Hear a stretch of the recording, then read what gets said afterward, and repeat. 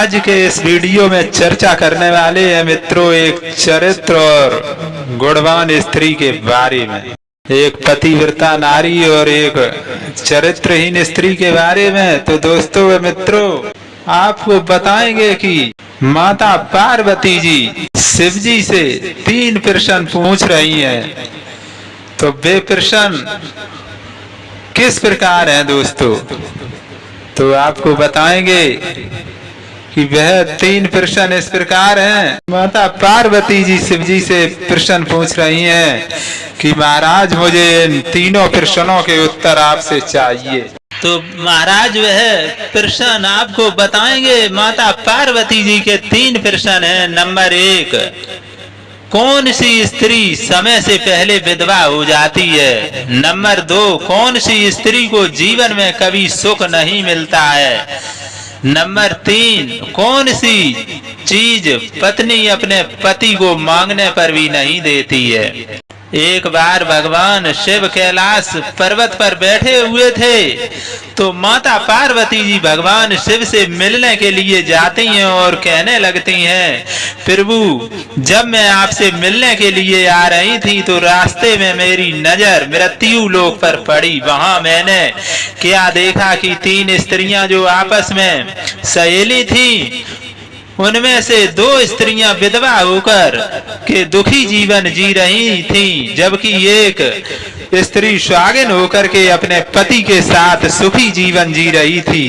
प्रभु यह बात मेरी समझ में नहीं आई, इसलिए मेरे मन में 3 प्रश्न गूंजने लगे। अब मैं आपसे यह चाहती हूँ महाराज कि आप मेरे 3 प्रश्नों के उत्तर दे करके मुझे संतुष्ट करने की कृपा करें और मुझे खुश करने की कोशिश करें। इस प्रकार माता पार्वती की बात को सुन करके भगवान शिव कहते हैं, पार्वती जी तुम मुझे अपने 3 प्रश्न बताओ, मैं तुम्हें तुम्हारे 3 प्रश्नों के उत्तर दे करके पूरी तरह तुम्हें संतुष्ट व खुश करने का प्रयास करूंगा। माता पार्वती जी कहती हैं, प्रभु मेरा पहला प्रश्न है, कौन सी स्त्री समय से पहले विधवा हो जाती है? मेरा दूसरा प्रश्न यह है कि कौन सी स्त्री को जीवन में कभी सुख नहीं मिलता है? और मेरा तीसरा प्रश्न है, कौन सी चीज ऐसी है जो एक पत्नी अपने पति को मांगने से भी नहीं देती है, इनकार कर देती है? इस प्रकार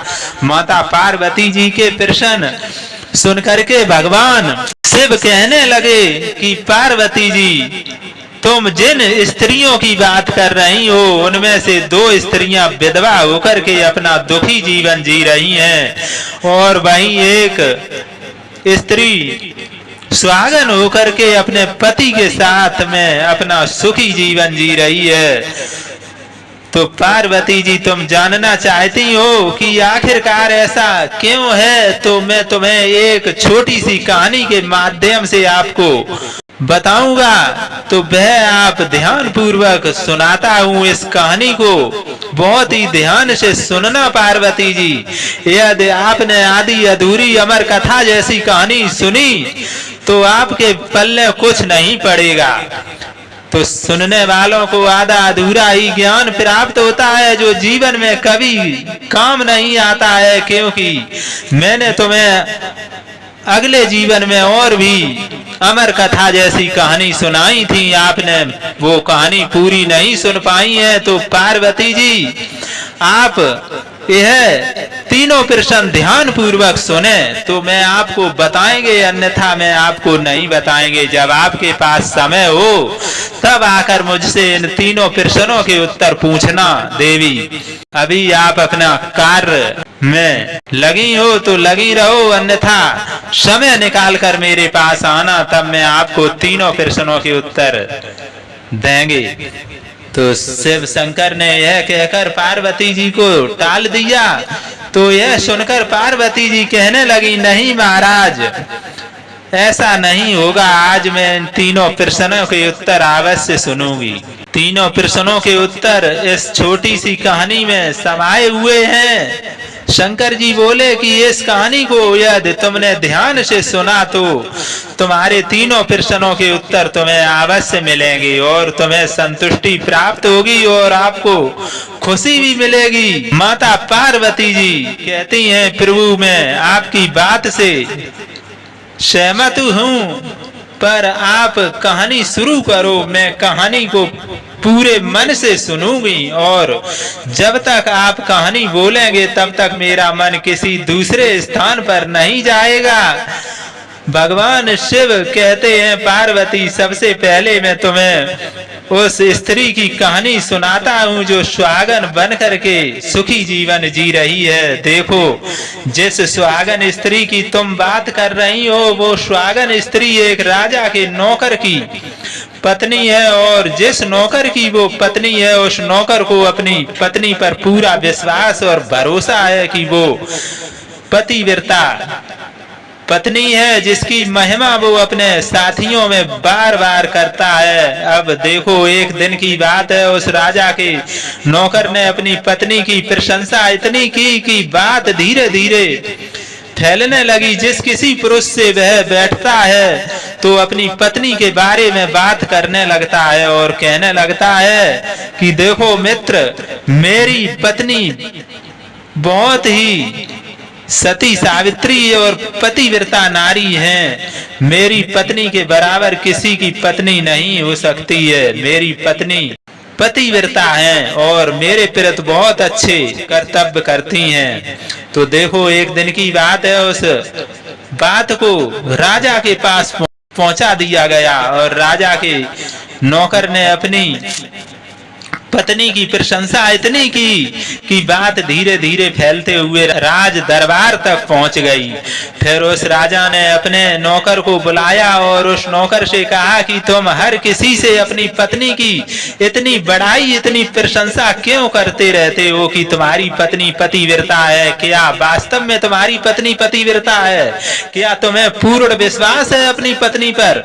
भगवान शिव कहते हैं, पार्वती इस प्रकार राजा की बात सुनकर के नौकर कहने लगा, महाराज मुझे पूरा विश्वास है कि मेरी धर्म पत्नी, मेरी पत्नी पूरी तरह पवित्र व पतिव्रता है। अब उसी समय पर राजा का महामंत्री कहने लगा है, यदि मैं तेरी पत्नी का पतिव्रत धर्म खंडित कर दूं तो तुझे क्या सजा मिलनी चाहिए? तो नौकर ने कहा, यदि तुम मेरी पत्नी का पतिव्रत धर्म खंडित कर देते हो तो महाराज मुझे फांसी लगा देना भरी सभा में। अब वो राजा का नौकर भी मंत्री से कहता है, महाराज यह मेरी पत्नी का पतिव्रत धर्म खंडित नहीं कर पाएगा तो इनको सजा क्या मिलनी चाहिए? तो राजा ने कहा, मंत्री को भी फांसी की सजा दी जाएगी भरी सभा में। भगवान शिव कहते हैं, पार्वती इस प्रकार मंत्री ने स्वीकार कर लिया और नौकर से पूछा कि क्या वस्तु लाऊं जिससे तुम माने कि मैं तेरी पत्नी का धर्म खंडित करने में सफल हुआ? तो नौकर ने कहा, मंत्री यदि तुम मेरे घर से जाकर के मेरे विवाह के समय पर मुझे एक पटका मिला था और एक कटार, फेंटा कटार मिली थी जो दूल्हे को देते हैं, वो मेरी पत्नी ने बहुत ही संभाल कर रखी है, जो सुहाग की निशानी मानी जाती है। यदि पटका और कटार लाकर तुम मुझे दिखा दें तो मैं मान जाऊंगी कि मेरी पत्नी का धर्म तुमने पूरी तरह नष्ट कर दिया है। अब भगवान शिव कहते हैं, पार्वती शर्त स्वीकार हो जाने के बाद वो मंत्री शहर में जाता है और एक दूती से जाकर मिलता है। वो दूती एक दूसरे से भिड़ाने का काम करती थी और जो काम कोई नहीं करता था उस काम को करने में वह सक्षम थी। फिर इस प्रकार उस मंत्री ने उस दूती को अपने स्वार्थ के लिए बुलाया और दूती से कहा, देखो इस नाम का एक व्यक्ति है, उससे मेरी शर्त लगी है। और फिर उसने उस शर्त के बारे में उस दूती को सारा कुछ बता दिया। फिर वो उस दूती से कहने लगा कि तू कैसे भी करके उस स्त्री से मेरा संपर्क करवा दे, तुझे जितना धन चाहिए उतना माल खजाना धन दौलत में उतना धन दूंगा। भगवान शिव कहते हैं, पार्वती जी इस प्रकार मंत्री की बात सुनकर के दूती कहने लगी, भाई तू उस औरत के बारे में बात मत कर, वह औरत पूरी तरह से पतिव्रता है और वह तो तेरी और देखेगी भी नहीं, तेरी शक्ल भी नहीं देखेगी, और उसके परिवार वाले भी खूंखार हैं, तेरी खाल उतार लेंगे। तो मंत्री कहने लगा कि ठीक है, यदि तू मेरा उससे संपर्क नहीं करवा सकती है तो एक काम कर दे, उसके घर जाकर के पटका और कटार चुरा कर लाके मुझे दे दे। उसकी पत्नी के गुप्तांग के पास में यदि कोई चिन्ह हो तो वो चिन्ह भी मुझे देख करके बता दे, फिर मैं तुझे मुंह मांगा इनाम दूंगा। भगवान शिव कहते हैं पार्वती यह बात दूती की समझ में आ गई। उसने कहा कि ठीक है महाराज, मैं तुम्हारा काम अवश्य करूंगी। नौकर शहर में रहता था, दूती नौकर के घर जाती है और उसकी पत्नी से जाकर बोलती है, बेटी मैं तेरे पति की बुआ हूँ, मैं कई वर्षों के बाद आई हूँ। तो उस स्त्री ने कहा, आओ बुआ जी, मैंने आपको पहले कभी नहीं देखा नहीं है, इसलिए पहचान नहीं पाई हूँ। और इस प्रकार उस दूती को उस नौकर की पतिव्रता स्त्री ने बहुत बड़ा सम्मान दिया, मगर उसे क्या मालूम था कि यह उसके साथ में छल करने आई है। अब भगवान शिव कहते हैं पार्वती जी, इस प्रकार वो दूती उस पतिव्रता स्त्री के साथ में 2 दिन तक रुकी उसके घर पर। जिस समय वो स्त्री स्नान करने लगी तो दूती उठ करके उस पतिव्रता स्त्री की कमर मलने लगी। उस पतिव्रता स्त्री ने बहुत मना किया, फिर भी वो दूती नहीं मानी और कहने लगी, मुझे तो बेटी से भी प्यारी तुम लगती हो, तुम मना मत करो। काफी दिनों के बाद मेरी तुम्हारी मुलाकात पहली बार हुई है। अब ऐसा कहकर के वो दूती मुंह पर हाथ फेरने लगी। फिर आंखों को धोने के बहाने से उस दूती ने उस पतिव्रता स्त्री की आंखों में पानी का छींटा मार दिया और उस स्त्री की आंखें बंद हो गईं। इस प्रकार गुप्तांग के पास जांग पर उस स्त्री के एक तिल था जो उस दूती ने देख लिया। बस उसका काम बन गया। उधर स्नान करने के बाद जब वो पतिव्रता स्त्री रसोई में खाना बनाने गई तो दूती को मौका मिल गया और उसने पटका और फेंटा कटार उस नौकर के घर से चुरा लिया और वहां से चुपके से भाग गई। और जाकर के दूती ने वह कटार और पटका मंत्री को दे दिया और उस पतिव्रता स्त्री के जांग पर तिल के निशान भी बता दिए। भगवान शिव कहते हैं कि पार्वती फिर वो मंत्री पटका और कटार लेकर सीधा राजा के दरबार में पहुंचता है और राजा के दरबार में सभा लगी होती है। राजा से जाकर कहा, महाराज मैंने नौकर की पत्नी के पास में 2 दिन बिताए और यह पटका और कटार उसी के हाथों से लेकर आया हूँ। फिर तो राजा ने दरबार और लगवाया, ढिंढोरा पिटवाया और नौकर को बुलवाया तथा महामंत्री से सभा में पटका और कटार नौकर को दिखाने के लिए कहा। फिर राजा की आज्ञा पाकर मंत्री ने उस नौकर को पटका और कटार दिखाई और उसकी पत्नी की जांग पर तिल भी बताया। तो नौकर मान गया कि वास्तव में आज मेरी पत्नी ने अपना पतिव्रत धर्म पूरी तरह से भंग करवा लिया। भगवान शिव कहते हैं पार्वती फिर तो राजा ने फांसी का दिन तय कर दिया और 15 दिन के बाद फांसी लगाना निश्चित तय कर दिया और कहा नौकर को 15 दिन के बाद फांसी पर चढ़ाया जाएगा। और इस प्रकार नौकर से उसकी अंतिम इच्छा पूरी तो करने को पूछी तो नौकर ने कहा, मैं अपनी पत्नी से अंतिम बार मिलना चाहता हूँ महाराज। भगवान शिव कहते हैं पार्वती इस प्रकार राजा ने उस नौकर को आज्ञा दे दी कि ठीक है तुम अपनी पत्नी से मिल सकते हो। फिर नौकर अपने घर गया और अपनी पत्नी से कहा कि तुमने मेरे साथ में बहुत बड़ा धोखा किया। मैंने तुम्हारे विश्वास पर मंत्री से ऐसी शर्त लगाई थी राजा के मंत्री से कि दरबार में राजा के सामने मैंने कहा था कि मेरी पत्नी का पतिव्रत धर्म कोई नष्ट कर दे तो मुझे फांसी लगा देना। अब मुझे 15 दिन के बाद फांसी लगा दी जाएगी। प्रियतम मेरे साथ आपने विश्वासघात करके तुमने ठीक नहीं किया। भगवान शिव कहते हैं पार्वती उस पतिव्रता स्त्री ने अपने नौकर पति को सारी बात बताई मगर उसे विश्वास नहीं हुआ और पुनः वो राजा के दरबार में पत्नी से मिलकर पहुंच गया। फिर उसे कैद में बेड़ी हथकड़ी डलवा कर कैद में डलवा दिया गया। अब उधर नौकर की पतिव्रता पत्नी ने परमात्मा को याद किया और राजा के दरबार में पहुंच गई। सज धज कर और राजा से नाच दिखाने की आज्ञा मांगी। भगवान शिव कहते हैं कि पार्वती जी उधर नौकर की पतिव्रता पत्नी ने परमात्मा को याद किया और अपना वेश बदल कर राजा के दरबार में चली गई और राजा से नाच दिखाने की आज्ञा मांगने लगी दरबार में, क्योंकि वो स्त्री बहुत ही सुंदर थी और उधर राजा शौकीन भी थे। इसलिए राजा ने आज्ञा दे दी कि सभी मंत्री संतरी आदि उपस्थित होकर के सुंदरी का नाच करवाने की पूरी व्यवस्था करें। भगवान शिव कहते हैं पार्वती फिर तो सब मंत्री महामंत्री राजा संतरी आदि दरबार में उपस्थित हुए।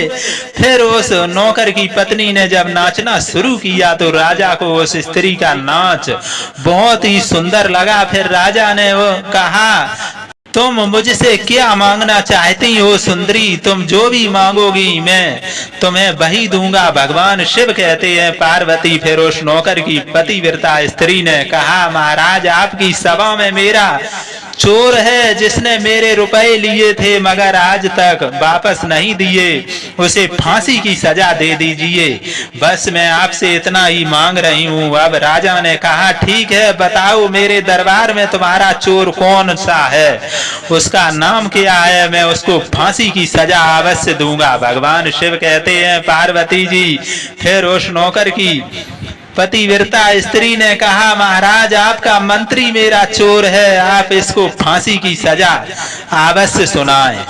यह सुनकर राजा एकदम चौंक गए और बोले कि ऐसा कैसे हो सकता कि मेरा मंत्री आपका चोर है, जो मंत्री मेरे यहाँ कई वर्षों से मंत्री का कार्यभार संभाल रहा है, मैं कैसे यकीन करूं कि मेरा मंत्री चोर है। फिर उस नौकर की पतिव्रता स्त्री ने कहा महाराज आपका मंत्री मेरा चोर है, आप इसको फांसी की सजा दे दीजिए। अब उधर जैसे ही मंत्री ने सुना कि ये सुंदरी मुझे अपना चोर बता रही है तो मंत्री कहने लगा कि महाराज मैं कसम खाकर कहता हूँ कि मैंने इनका कभी कुछ नहीं चुराया, मैंने इनको कभी आज तक देखा ही नहीं, तो मैं इनकी चोरी कैसे कर सकता हूँ, मैंने आज तक इनकी शक्ल ही नहीं देखी है। अब भगवान शिव कहते हैं पतिव्रता जैसे ही मंत्री ने कहा कि मैंने इस सुंदरी की शक्ल आज तक नहीं देखी है तो वो सुंदरी कहने लगी कि महाराज यदि यह मंत्री मुझे जानता नहीं है तो इसने मेरा पतिव्रत धर्म भंग कैसे किया है और 2 दिन मेरे साथ कैसे बिताए हैं, तो महाराज आप इसे ये पूछिए कि यह पटका और कटार कहां से लाया था। मैं उस नौकर की पत्नी हूं जो आपके यहाँ नौकरी करता है और आप मेरे निर्दोष पति को फांसी पर चढ़ाने वाले हैं। अब मैं आपको पूरी कहानी सुनाती हूँ। ये जो आपका मंत्री है उसने मेरे पास में अपनी एक दूती को भेजकर मेरी जांग के तिल का पता लगाया और उसने ही यह पटका और कटार चुरा करके इनको ला करके दी और आपके मंत्री के द्वारा भेजी गई दूती जब मेरे घर पर आई थी तो उसने मुझसे कहा था कि वह मेरे पति की बुआ है, वो पहली बार आई थी इसलिए मैं उनको पहचान ना सकी। और महाराज इस प्रकार मैंने उस स्त्री को अपने यहाँ पर बहुत बड़ा सम्मान दिया और अपने यहाँ पर ठहरने की व्यवस्था की। भगवान शिव कहते हैं पार्वती इस प्रकार उस नौकर की पतिव्रता स्त्री की बात को सुन करके राजा ने दूती को बुलाया। फिर उस दूती ने राजा को सारी सच्चाई बताई। फिर राजा ने उस नौकर को छोड़ दिया और मंत्री को फांसी पर चढ़ा दिया। भगवान शिव कहते हैं पार्वती जी इस प्रकार उस नौकर की पतिव्रता स्त्री ने अंत में राजा से कहा महाराज मैं अपने पति से बहुत प्यार करती हूँ, मैं एक चरित्रवान स्त्री हूँ, कभी भी अपने पति का नाम तक अपने मुंह से नहीं लेती हूँ। अब भगवान शिव कहते हैं पार्वती मेरी कहानी पूरी हुई, अब तुम अपने 3 प्रश्नों के उत्तर सुनो। तुम्हारा पहला प्रश्न कौन सा था?